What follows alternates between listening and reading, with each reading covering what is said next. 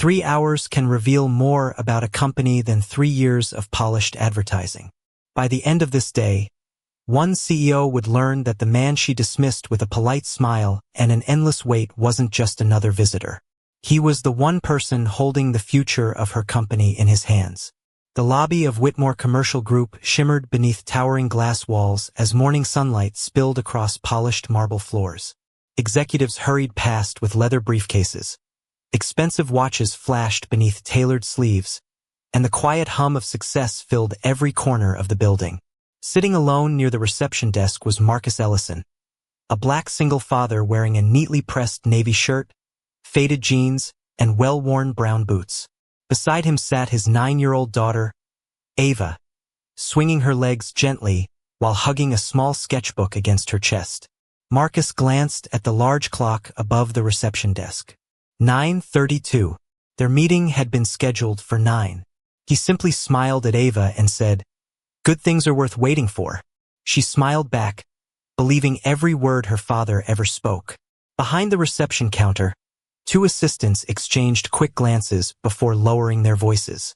One quietly assumed he must have misunderstood the appointment. The other wondered if he was applying for a maintenance position. Neither bothered to ask another question. Marcus heard every whispered assumption, yet his expression never changed. Years had taught him that dignity often speaks loudest when it refuses to compete with prejudice. 45 minutes became 90. 90 became 2 hours.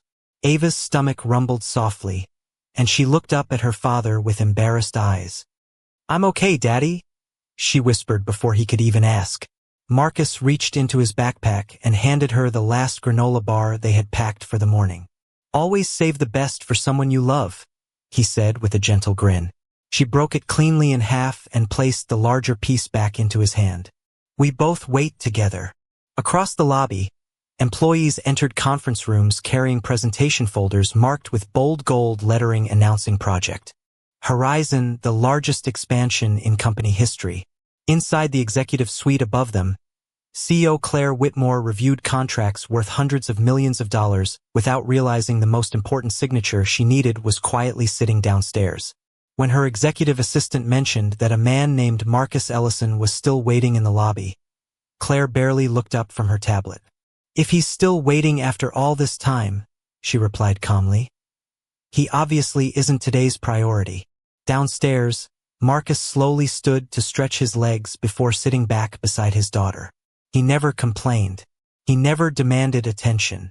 He simply watched people pass by, knowing that the true measure of character is never revealed when doors open easily.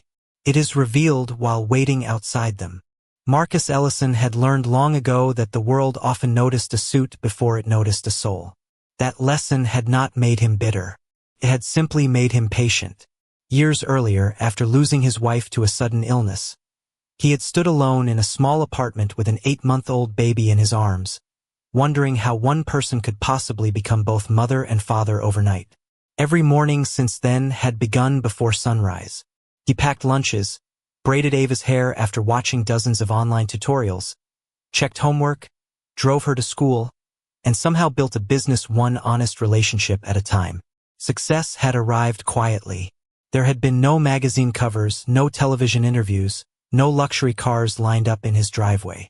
Marcus believed wealth should create opportunities, not attention. That belief had become the foundation of Ellison Strategic Capital, the private investment firm he had built with 3 partners who shared the same values. Instead of chasing headlines, they invested in companies that treated employees with respect, solved real problems, and planned decades ahead instead of quarters ahead. Their newest opportunity was Project Horizon, and Whitmore Commercial Group had reached the final stage after months of careful evaluation. Marcus had insisted on attending the final meeting himself. His partners questioned why someone responsible for approving a $500 million investment would travel without an entourage, without security, and without announcing his position beforehand. Marcus simply answered, "The first conversation tells me about the business. The first impression tells me about the people." Back in the lobby, Ava quietly sketched the enormous glass chandelier hanging overhead. Every few minutes she looked toward the elevators, expecting someone to finally call her father's name. Instead, employees continued walking past them without making eye contact. Some were too busy.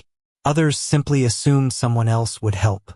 A maintenance worker pushing a cleaning cart slowed for a moment and smiled warmly at Ava's drawing.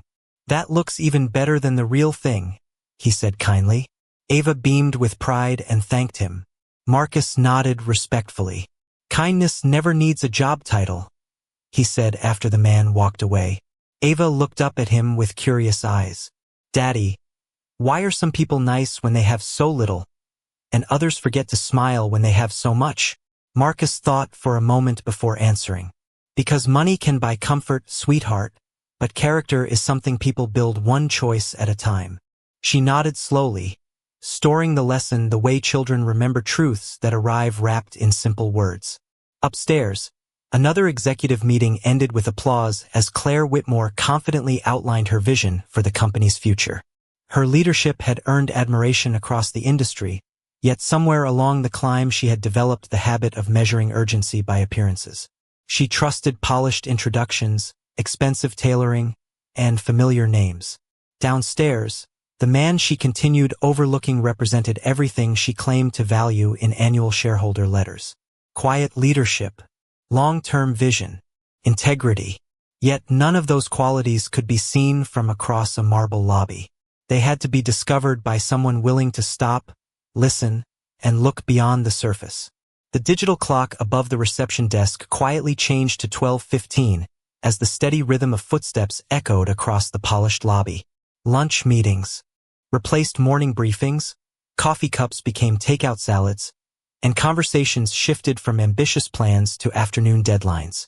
Marcus and Ava remained exactly where they had been for hours, neither demanding attention nor interrupting the carefully orchestrated flow of the building. Every employee who walked by made a decision, whether consciously or not. Some chose curiosity. Most chose assumption.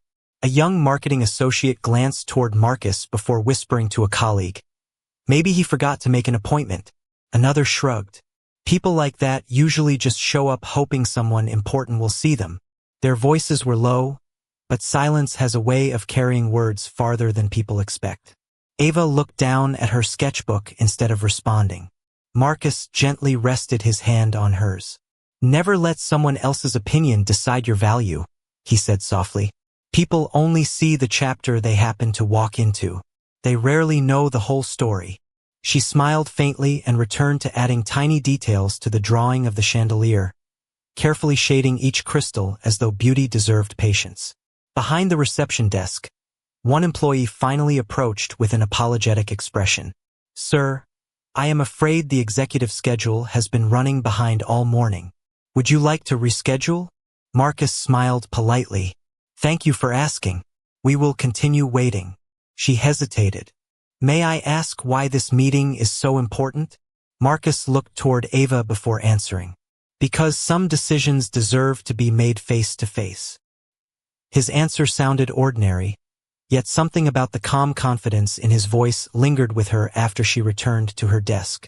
Upstairs, Claire Whitmore entered another conference room where senior executives debated expansion forecasts, shareholder expectations, and projected revenue curves. Charts illuminated enormous screens while financial analysts confidently discussed percentages and market trends. One vice president suddenly asked, "Has our investor from Ellison Strategic Capital arrived yet?" Claire scanned her notes without much concern. "Someone mentioned a representative checked in this morning. We will fit them in later." No one questioned the decision because everyone assumed an investment firm managing hundreds of millions of dollars would send a team dressed in expensive suits carrying polished presentations. No one imagined that the firm's founder had already spent 3 hours downstairs quietly watching how the company treated people who appeared unimportant. Meanwhile, the maintenance worker returned carrying a fresh bottle of water and a small apple. "My granddaughter always gets hungry around this time," he said with a warm smile as he handed them to Ava. Marcus immediately stood and shook the man's hand. "Thank you. You have shown my daughter more hospitality than anyone else in this building today." The older man looked slightly embarrassed. "It was only an apple." Marcus smiled. "Acts are measured by kindness, not by cost." From across the lobby, Several employees noticed the exchange but quickly returned to their conversations, never realizing they had just witnessed the simplest lesson in leadership. Great companies are not remembered because of impressive buildings or billion-dollar presentations. They are remembered because ordinary people choose compassion when no one important seems to be watching. High above the marble floors, the elevator doors quietly opened once again, and a familiar face stepped into the executive hallway carrying a leather portfolio marked with the silver logo of Ellison Strategic Capital. Within the next few minutes, assumptions that had stood comfortably all morning were about to meet the truth. The elevator doors closed with a quiet chime as the man carrying the Ellison Strategic Capital portfolio disappeared into the executive floor. No one in the lobby noticed him. No one connected the silver logo on his leather case with the patient father still waiting downstairs. Marcus glanced at the clock again before checking the time on his phone. 12:28. Ava leaned gently against his shoulder, her drawing finally complete. She held it up with a hopeful smile. "Do you think the lady in charge would like this?" Marcus studied the careful pencil lines and the tiny details she had captured. Every crystal of the chandelier reflected in her imagination looked brighter than the real one hanging above them. "I think anyone who truly pays attention would," he answered warmly. Before Ava could reply, the receptionist's phone rang. Her professional smile slowly faded as she listened. "Yes, sir. I understand. Right away." She quickly hung up and hurried toward a nearby manager. Their whispered conversation lasted only a few seconds before both looked toward Marcus. The manager frowned slightly. "Are you certain he said Ellison Strategic Capital?" The receptionist nodded. "That is exactly what he said." Upstairs, inside the executive conference room, the visitor with the silver portfolio introduced himself as Daniel Brooks, senior partner of Ellison Strategic Capital. He shook hands around the table before calmly asking a simple question. "Before we begin, where is Marcus Ellison?" The room became unusually quiet. Claire looked up from her presentation. "I was informed your firm's representative had arrived earlier this morning. We assumed." Daniel gently interrupted her. "Marcus does not send representatives to final investment meetings. He always attends personally." Claire exchanged confused glances with her executive team. "Perhaps there has been some misunderstanding." Daniel smiled politely, although the disappointment in his eyes was impossible to miss. There usually is when people mistake appearances for importance. The temperature in the room suddenly felt different. One executive immediately opened the visitor log on his tablet. Another quietly called the reception desk. Claire watched their expressions change one by one as the truth slowly unfolded. Downstairs, the receptionist answered the phone with growing uncertainty. "Yes. He is still here. Since 9 o'clock. Yes, with his daughter." She slowly lowered the receiver as the color drained from her face. Marcus noticed her expression but remained seated. Ava looked toward him. "Did something happen?" Marcus simply smiled. Sometimes the truth takes the elevator while assumptions stay downstairs. Moments later, the receptionist hurried toward him, her voice noticeably softer than before. "Mr. Ellison, I owe you an apology. There has been a terrible mistake." Marcus stood calmly and helped Ava place her sketchbook into her backpack. "Everyone makes mistakes," he replied gently. "What matters is what we choose to do after we recognize them." Before she could answer, every elevator in the lobby opened almost simultaneously. Senior executives stepped out one after another, followed by department heads who had spent the entire morning discussing leadership, excellence, and corporate values. At the center of them all walked Claire Whitmore herself. Gone was the confident stride that had carried her through boardrooms all morning. She slowed as she approached Marcus, finally seeing not the clothes, not the worn boots, not the backpack resting beside his chair, but the quiet confidence she should have recognized hours earlier. For the first time that day, the entire lobby fell completely silent. Even the constant tapping of keyboards seemed to stop. The building had been filled with voices all morning, yet the most important lesson would begin in absolute silence. Claire Whitmore stopped only a few feet away from Marcus, and for a brief moment neither of them spoke. The executives standing behind her shifted uneasily, suddenly aware that every employee in the lobby was watching. Claire finally extended her hand. "Mr. Ellison, I sincerely apologize for what happened today. You should never have been kept waiting." Marcus accepted the handshake with calm dignity. "Thank you for saying that." There was no anger in his voice. No satisfaction. Only quiet composure. Ava looked up at Claire with innocent curiosity, then smiled politely the way her father had taught her to greet everyone. Claire returned the smile, but inside she felt the uncomfortable weight of realizing that the child before her had shown more grace than many adults inside her company. "Please," Claire said gently, "allow me to escort you upstairs myself." Marcus nodded. "Of course." As they walked toward the private executive elevator, conversations throughout the lobby faded into whispers. Employees who had barely noticed Marcus that morning now stepped aside with respectful silence. The maintenance worker caught Marcus's eye from across the hallway. Marcus smiled warmly and offered a grateful nod before the elevator doors closed. During the ride to the executive floor, only the soft hum of the elevator motor filled the air. Ava admired the city skyline through the glass wall while Marcus stood quietly beside her. Claire searched for the right words. "I built this company believing that people mattered," she admitted softly. "Today I am not certain we lived up to that belief." Marcus looked toward the city stretching beyond the windows. "Culture is tested on ordinary days, not extraordinary ones." The sentence lingered inside the elevator long after he finished speaking. When the doors opened, the entire executive leadership team was already waiting outside the boardroom. Daniel Brooks stepped forward with an easy smile. "I was beginning to think you had decided to invest somewhere else." Marcus chuckled quietly. "Patience has always been one of our investment strategies." A few nervous laughs followed, but the tension remained. Inside the boardroom, an enormous presentation displaying Project Horizon still filled the screen. Leather folders had been carefully arranged around the polished walnut table, and crystal water glasses reflected the afternoon sunlight pouring through floor-to-ceiling windows. Everything looked perfectly prepared except for one invisible detail. Trust had quietly slipped out of the room hours earlier. Claire waited until everyone was seated before speaking again. "Before we discuss numbers, I believe there is something more important that deserves to be addressed." Marcus gently raised his hand. "There will be time for that." He opened a simple notebook instead of an expensive presentation binder. Several executives exchanged surprised glances. They had expected dramatic questions, difficult negotiations, perhaps even public criticism.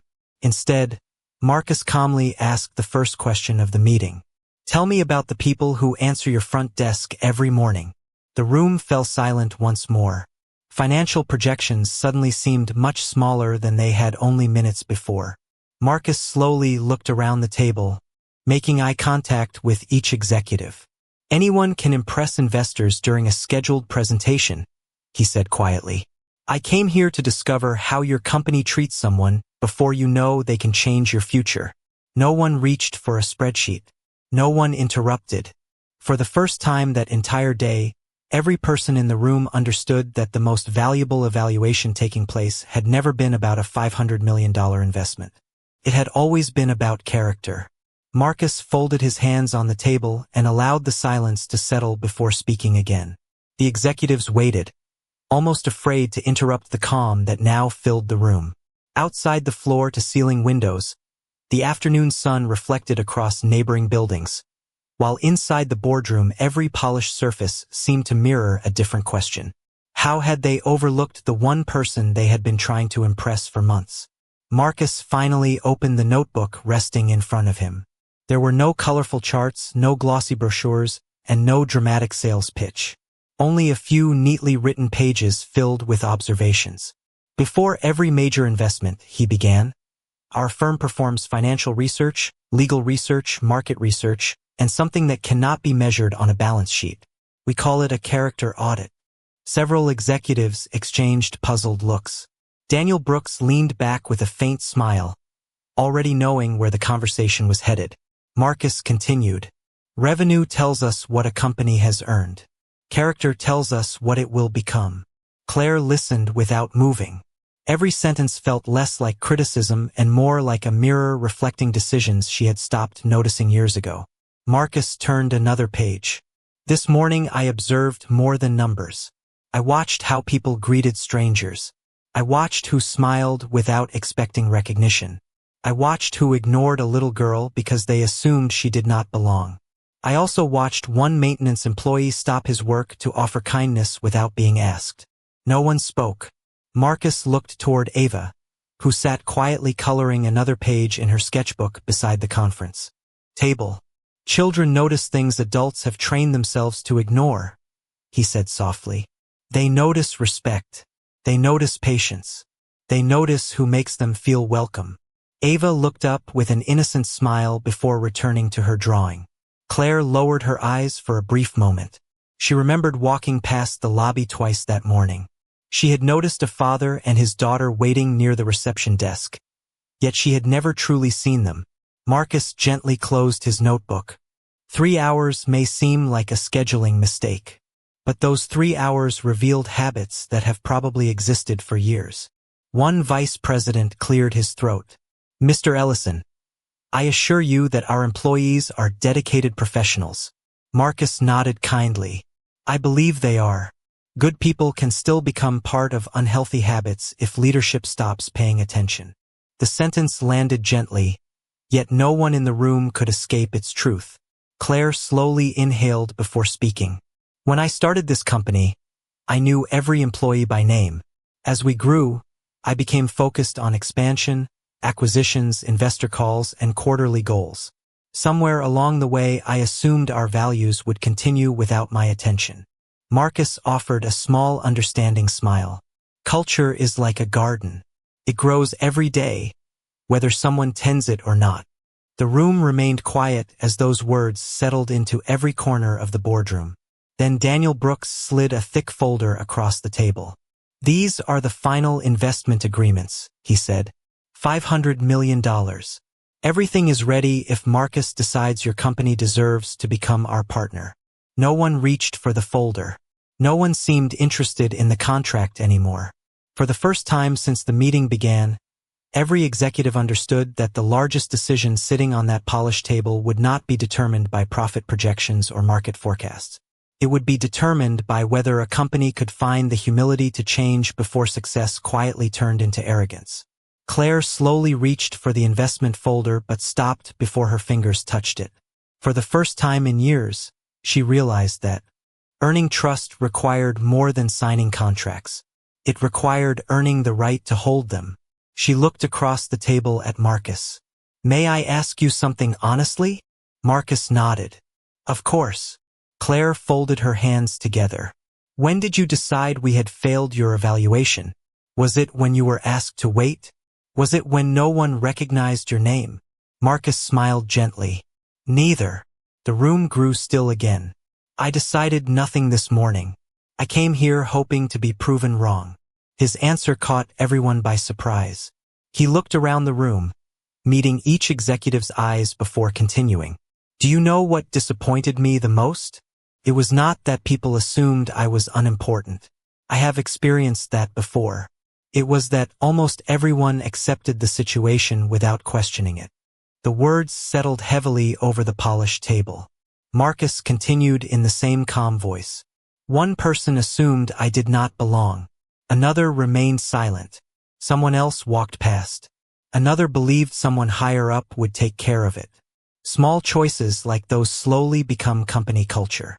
Daniel Brooks quietly nodded in agreement. That is exactly why our firm insists on personal visits, he added.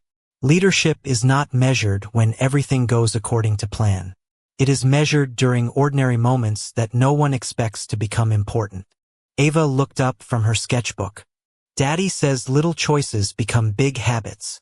Several executives smiled softly, but none of them missed the truth hidden inside the child's simple sentence. Claire turned toward the leadership team surrounding the table. How many of us walked through that lobby this morning? Nearly every hand slowly lifted. And how many of us stopped to ask whether our guest had been helped? One by one, the hands quietly lowered. No excuses followed. No one defended themselves. Only the soft hum of the air conditioning filled the silence. Marcus looked toward the windows where sunlight now stretched across the conference table. When my wife was alive, he said quietly, she used to tell Ava that every person carries an invisible story. Some stories are joyful.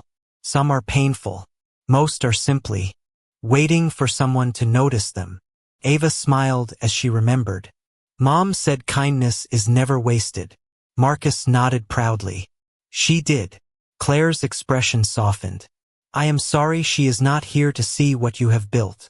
Marcus looked at his daughter before answering. In many ways she is.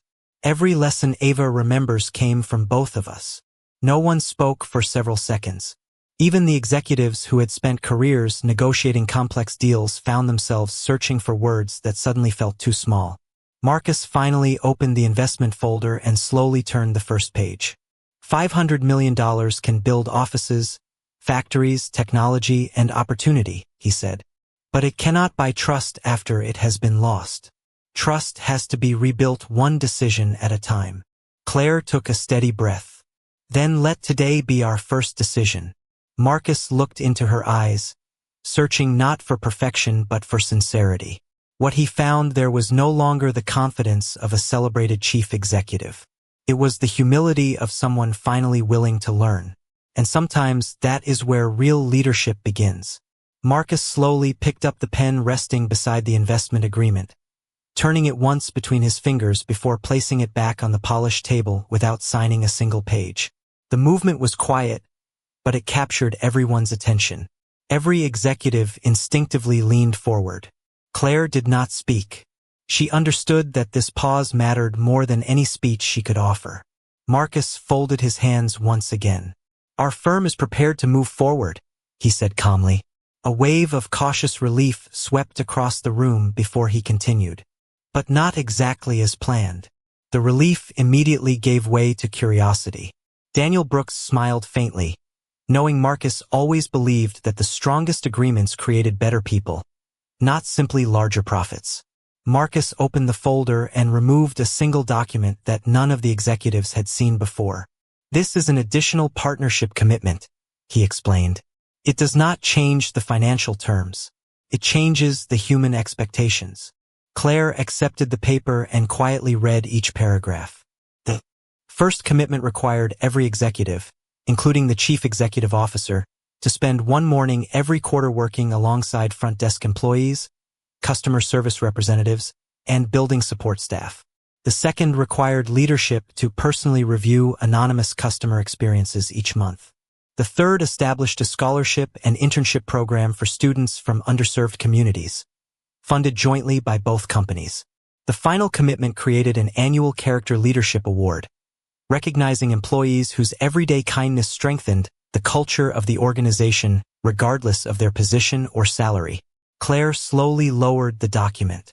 These are not business conditions, she said softly. Marcus smiled.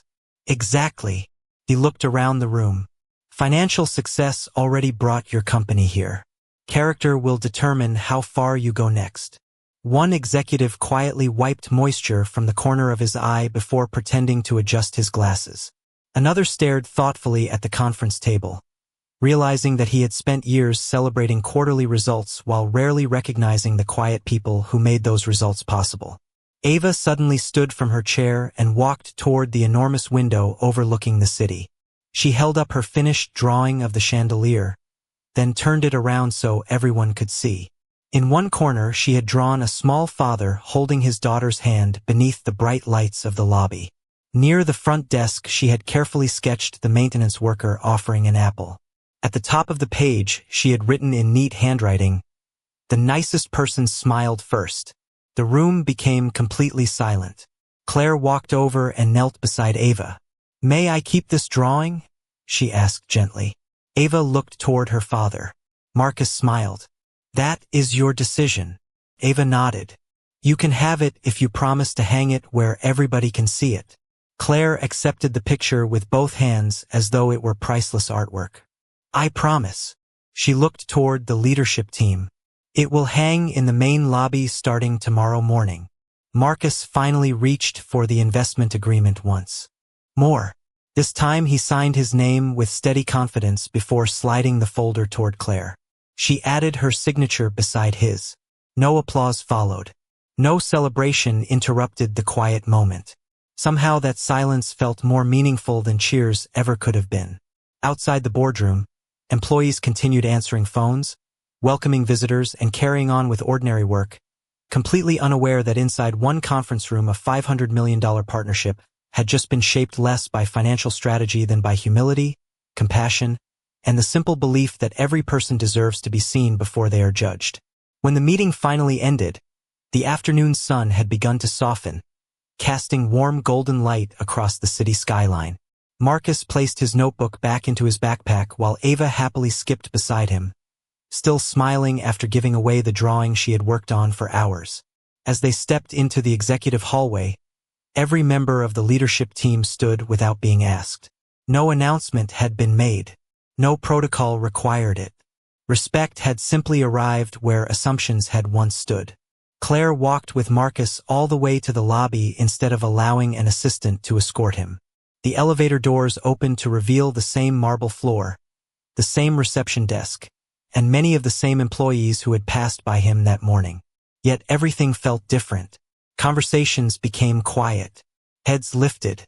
Eyes met his with genuine respect instead of hurried indifference. The maintenance worker looked up from polishing a brass handrail and smiled. Marcus walked directly toward him before anyone else could speak. "I never thanked you properly," he said warmly. "Your kindness reminded my daughter that good people are everywhere." The older man chuckled softly. "I only shared an apple." Marcus gently shook his hand once more. "No. You shared something much more valuable. You treated strangers like neighbors."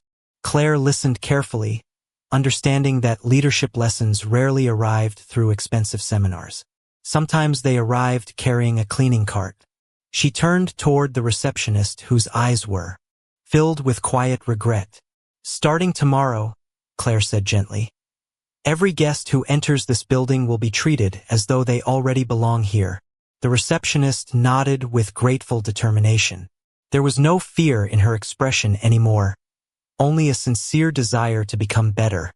Before leaving, Ava looked toward the empty wall behind the reception desk. "That is where my picture is going, right?" Claire smiled. "It will be the first thing people see when they walk through these doors." Ava reached for her father's hand. As they stepped outside, a cool afternoon breeze drifted through the busy streets. They walked toward the parking garage without looking back. After a few moments of comfortable silence, Ava asked the question that had been resting in her heart all day. "Daddy, after everything that happened, why did you still help them?" Marcus looked at the sky for a moment before answering. "Because the easiest way to change a person is to embarrass them. The hardest way is to forgive them. Real leadership chooses the harder path." Ava squeezed his hand a little tighter. "I hope I grow up like you." Marcus smiled gently. "No, sweetheart. Grow up even better. See people before you judge them. Listen before you decide. And never let success become louder than kindness." Behind them, inside the glass tower, employees had already begun removing old decorations from the lobby wall to make room for a child's simple drawing. The building had not become extraordinary because a remarkable investment had been signed that afternoon.